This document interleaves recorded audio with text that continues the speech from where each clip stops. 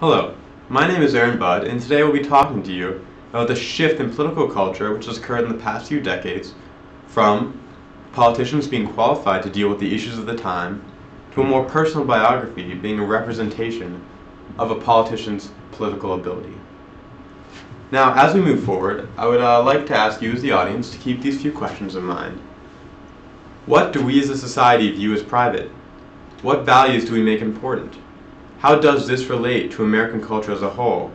And in what kind of direction are we as a country heading? Now, it's almost easier to look to the results of this political shift to see how we as a country have headed. Now, many of you remember a few years ago, Congressman Anthony Weiner decided to tweet a picture of his wiener. This created a huge scandal, which in a way completely erased his almost 12 years in office. When anybody ever thinks of Congressman Anthony Weiner, what do they think about? Do they think about all that he's accomplished while in Congress? No. What they really think about is Wienergate, almost as big as Watergate, which completely derailed his entire career and is now what people think about when they think about Anthony Weiner. And how do we get to this point where someone's personal life, or one personal mistake in a politician's life, is a total representation of what they are as a politician? Now, in the 60s and 70s, there was a push for a more social progressivism. Jimmy Carter was pushing many socially liberal policies during his presidency.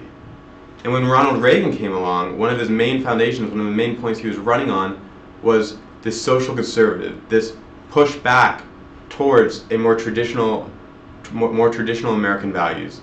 And he has a quote saying, "I support for legislation protecting and defending the traditional American family against the ongoing erosion of its base in our society."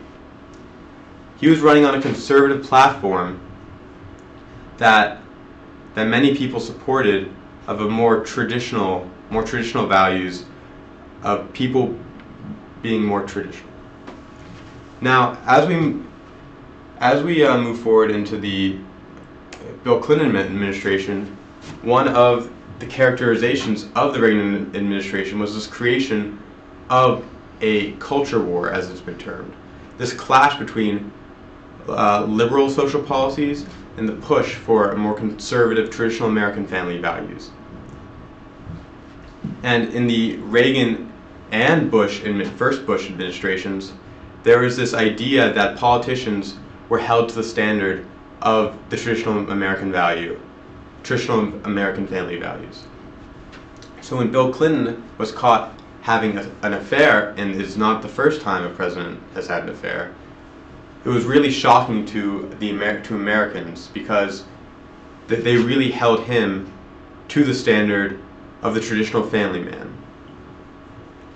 And not only was he caught, he lied, he perjured himself on the stand, and essentially broke America's trust. He misrepresented himself in his personal life, and because the personal life was representative of his political ability from this culture war, he in turn misrepresented his political ability and broke America's trust in politicians.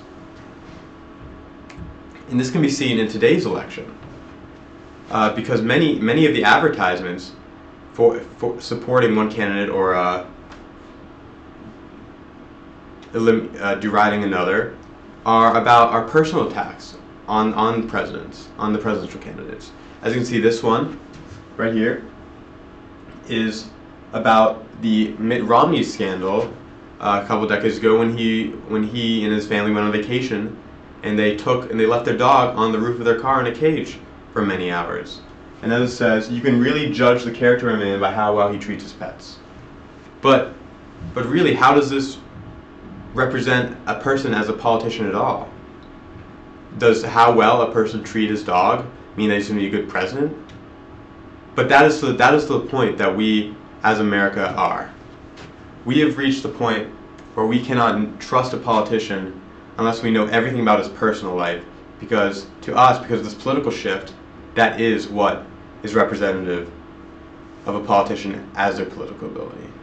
So just keep that in mind as you go to the voting polls to this November. Thank you.